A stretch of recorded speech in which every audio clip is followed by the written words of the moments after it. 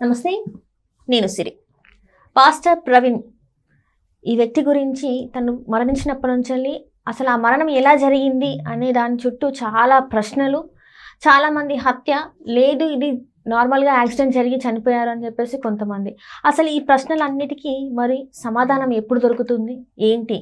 So దీని మీద స్పందించడానికి ఈరోజు మనతో పాటు ఉన్నారు ప్రముఖ సీనియర్ జర్నలిస్ట్ డివిఎస్ గారు. నమస్కారం సార్. నమస్తే సార్, మీరు వినే ఉంటారు పాస్టర్ ప్రవీణ్ పగడాల గారు. అది యాక్సిడెంటా హత్యనా అనేది ఇంతవరకు అయితే పోస్ట్ మార్టం రిపోర్ట్స్ అయితే రాలేదు, ఇంకా వెల్లడించలేదు బయటికి. కానీ చాలా వరకు ఏంటంటే ఈయన మృతిని చాలా వరకు కొంతమంది వాళ్ళ స్వలాభాలకి వాడుకున్నట్టు అనిపిస్తుంది సార్.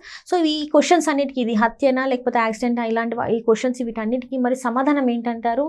దీన్ని అసలు మనం ఎలా చూడాలంటారు సార్? పగడాల ప్రవీణ్ ఇప్పటికి ఆయన చనిపోయి 10 రోజులు ఏమవుతున్నా ఇంకా అతను రోడ్డు ప్రమాదంలో మృతి చెందాడా, అతన్ని హత్య చేశారా, చిలవలు పొలవలుగా ఒకవైపేమో ఆధారాలన్నీ రోడ్డు ప్రమాదం అని చెప్తున్నాయి, మరోవైపేమో ఈ పాస్టర్లు కావచ్చు, ఈ రాజకీయ నాయకులు కావచ్చు, వీళ్ళందరూ కూడా వాళ్ళ యొక్క సెల్ఫ్ అజెండా, ఎవరికి వాళ్ళు ఏంటి, వాళ్ళ యొక్క లాభాల కోసం, వాళ్ళ ప్రయోజనాల కోసం ఒక మృతదేహాన్ని అడ్డం పెట్టుకుని, ఒక శవాన్ని అడ్డం పెట్టుకుని ఎలా వీళ్ళు పేలాలు ఏరుకుంటున్నారో మనకి ఇక్కడ కనపడుతున్న పరిస్థితి. అంటే దీన్ని 2 కోణాల్లో చూడాలి. ఒకటి పాస్టర్ మరణం, రెండోది ఈ విద్వేషాలు రెచ్చగొట్టడం, ఈ రెచ్చగొట్టే ఉపన్యాసాలు. ప్రభుత్వం కూడా ఇవాళ పోలీసు కూడా దీన్ని 2 కేసులుగా కట్టి దర్యాప్తు చేయాల్సిన అవసరం ఉంది. ఎందుకంటే ఒకటి, అతను ఏదైనా ఆ కుటుంబం రోడ్డున పడింది, ఆ కుటుంబానికి అండగా ఉండాలి, వాళ్ళకి ఏదైనా ఆర్థిక సహకారం ఇవ్వండి.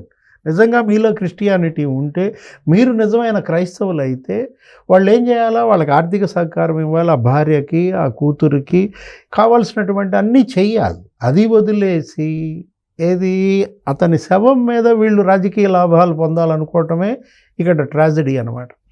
ఇప్పుడు అతను మనం వచ్చిన ఆధారాలు బయటపెట్టిన విషయాలు చూస్తే అసలు రోడ్డు మార్గాన ఆయన బయలుదేరడం ఏంటి, అది కూడా ద్విచక్ర వాహనంపై, ఆ ఎల్బీ నగర్ దగ్గర నుంచి అతను మద్యం కొనుగోలు చేసినట్టుగా, ప్రతి ఒక్క వైన్ షాపులో అతను లోపలికి వెళ్ళడం, ఆ వీడియోలు మనం చూస్తుంటే, సీసీ ఫుటేజ్లు చూస్తుంటే, అంటే విజయవాడ చేరే లోపే 2-3 చోట్ల ఆయన పడ్డాడని, 2-3 చోట్ల ఆయన మద్యం తాగాడని స్పష్టమైన ఆధారాలు ఇక్కడ కనపడుతున్నాయి. ఏది అక్కడ ఆ టోల్ గేట్ల దగ్గర కానీ మనం చూసాం, ఏది ఆ కీసర దగ్గర ఎల్బీ నగర్లో 950 రూపాయలకు కొన్నాడని, అక్కడ 850 రూపాయలకు కొన్నాడని. ఇప్పుడు పెట్రోల్ బంక్ అక్కడ పెట్రోల్ ఏదో కొట్టించుకుంటుంటే వాళ్ళు ఎంత కొట్టమంటారు అని అడిగితే అతను మగతగా ఉన్నట్టు, అసలు ఆ నోరు తెరిచి సమాధానమే చెప్పకపోవటం, 8 ఏళ్ళు చూపించటం, 800 కొట్టమంటారా 8 లీటర్లు కొట్టమంటారా అని వాళ్ళు అడిగారని, దానికి కూడా ఒకదానికి అన్నాడని, 8 లీటర్లు అనేదానికి 8 లీటర్లు కొట్టి ఆ బిల్లు ఇచ్చారని, మన ఆ బిల్లులు కూడా ఇవాళ సోషల్ మీడియాలో మనం చూసాం. అసలు విజయవాడ చేరితే అక్కడ ఆ రామవరపాడు అక్కడ ట్రాఫిక్ జంక్షన్ దగ్గర ఒక 3 గంటలు 4 గంటలు అందరూ ఏమన్నారు, ఆ 4 గంటలు ఏమయ్యాడు, ఎక్కడికి వెళ్ళాడు, అదో మిస్టరీ అని కొన్ని రోజులు ప్రచారం. అక్కడేంటి, అతను మద్యం మత్తులో పడుకున్నాడని ఆ పార్కులో, అక్కడ బూత్ పక్కన ట్రాఫిక్ బూత్, ఆ ఎస్ఐ అతని పేరు ఏదో సుబ్బారావు ఏదో ఉందన్నారు, అతను కౌన్సిలింగ్ ఇచ్చినట్టు, ఫోటోలు తీసినట్టు, హెల్మెట్ ధారణ. అప్పటికే ఆ హెడ్లైటు పగిలిపోయింది, వేలాడుతోంది, అదేదో రాడ్ బెండ్ అయిపోయింది. ఆ హెడ్లైట్ కట్టడానికి ఏదో ఒక తాడు కోసం ఆయన బూత్లోకి వెళ్తే, ట్రాఫిక్ బూత్లోకి ఇతను వెళ్ళిపోయినట్టు. అక్కడ ఏదో టీ కొట్టు దగ్గర టీ కూడా తాగిచ్చాడని చెప్పి ఆ టీ కొట్టాళ్ళు కూడా చెప్తున్నారు కదా. అంటే ప్రతి చోట పడ్డాడు, పడ్డ ప్రతి చోట లేచి మళ్ళా అదే బండి మీద అతను వెళ్ళిపోయాడు. అసలు ఎందుకు సార్, అంటే ఒక 2 సార్లు పడిన తర్వాత తను రిటర్న్ ఎందుకు వెళ్ళాలనుకోలేదు? రాజమండ్రి వరకు పడుతూ లేస్తూ రాజమండ్రి వరకు అంటే వెళ్ళాలని ఎందుకు అనుకున్నారు? అసలు ఏం జరిగి ఉంటుంది అంటే అసలు అతను స్పృహలో లేడు. ఒకటి, మద్యం తాగటం తప్పు కాదు. కొంతమంది ఏంటి, వాళ్ళు మద్యం తాగరా, వీళ్ళు మద్యం తాగరా, మళ్ళీ అందులో కూడా మతాన్ని రెచ్చగొడుతూ సురాపానం, దేవతలు ఏదేదో చెప్తున్నారు. ఇప్పుడు మద్యం తాగి అతను ఎక్కడ ఇంట్లో తాగొచ్చు, మద్యం పడుకోవచ్చు, మద్యం తాగి బండి తోలటమే నేరం కదా, అది తప్పే కాదు, అదేంటి అది క్రైమ్ అన్నమాట. ఇప్పుడు ప్రతి చోట నీకు ట్రాఫిక్ జంక్షన్స్ దగ్గర వీళ్ళు ఆల్కహాల్ టెస్ట్ ఎందుకు చేస్తున్నారు, ఊదమని ఎందుకు అంటున్నారు?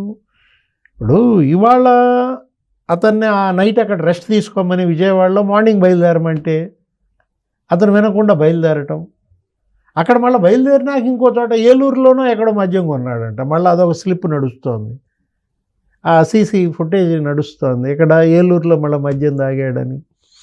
ఇట్లా పడుతూ లేస్తూ అతను మోటార్ సైకిల్ మీద వచ్చి అక్కడ అసలు పడిపోయాడు, మరి చనిపోయాడు. దానికి హర్ష కుమార్ నిన్న మళ్ళా ఒక పెద్ద డెమాన్స్ట్రేషన్. ఇన్నాళ్ళు రెచ్చగొట్టడం ఒక ఎత్తు, ఇప్పటికి కూడా తప్పు దిద్దుకోకుండా వీళ్ళ మూర్ఖంగా అది మళ్ళీ హత్య అంటూ, ఇదిగో నేను పడతాను, నేను మోటార్ సైకిల్ మీద వచ్చి నేను ఇప్పుడు పడితే నేను చచ్చిపోతానా అని ఆ స్పాట్ దగ్గర ఏది ఘటనా స్థలంలో అతను ఆ హైటు ఇది పడితే చచ్చిపోతారా అని అనడం ద్వారా ఏం సందేశం ఇస్తున్నారు వీళ్ళు? ఇప్పుడు హర్ష కుమార్ కూడా మరి హైదరాబాద్ నుంచి మోటార్ సైకిల్ మీద బయలుదేరతాడా?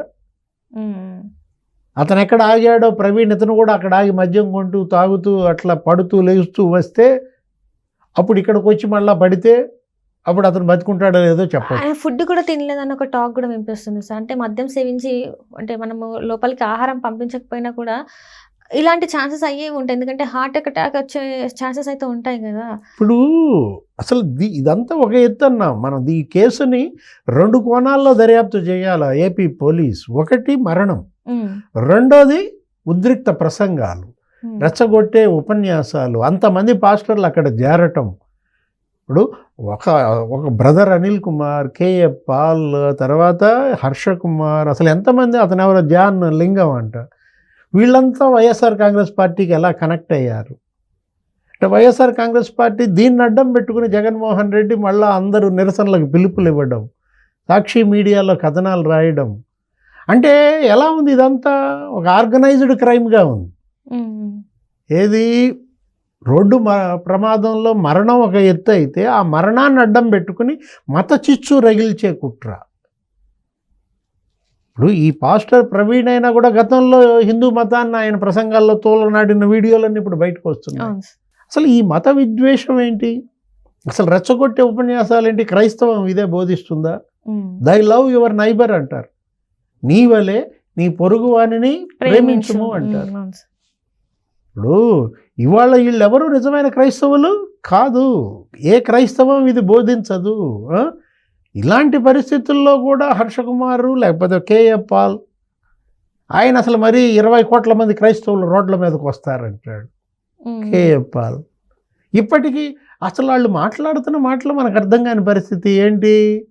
విజయవాడ దాకా వచ్చింది ప్రవీణ్ అంట, విజయవాడ నుంచి ఇంకొకడు మళ్ళీ ఆయన డ్రెస్ వేసుకుని ఆ బండి మీద వచ్చాడని అతను ఏదో ఎత్తైన మనిషి అని చెప్తారు. మరి పడిపోయిన చోట చచ్చిపోయిన చోట అక్కడ ఎత్తైన మనిషి కాదా? మళ్ళీ చచ్చిపోయింది ప్రవీణే అంటారు. ఏదో సినిమా కథ, లేకపోతే ఇదేంటి ఒక కాక్ అండ్ బుల్ స్టోరీస్ చెప్పటం, అసలు ఇది కాదు కదా.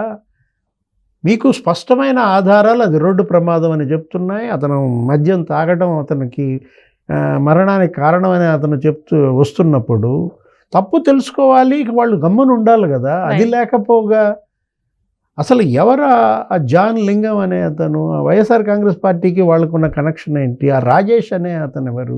పాస్టర్ల ముసుగులో వీళ్ళెందుకు ఇలా రెచ్చగొట్టే విద్వేషాలు రగిలించే మత చిచ్చు పెట్టే ఉపన్యాసాలు ఎందుకు చేస్తున్నారు?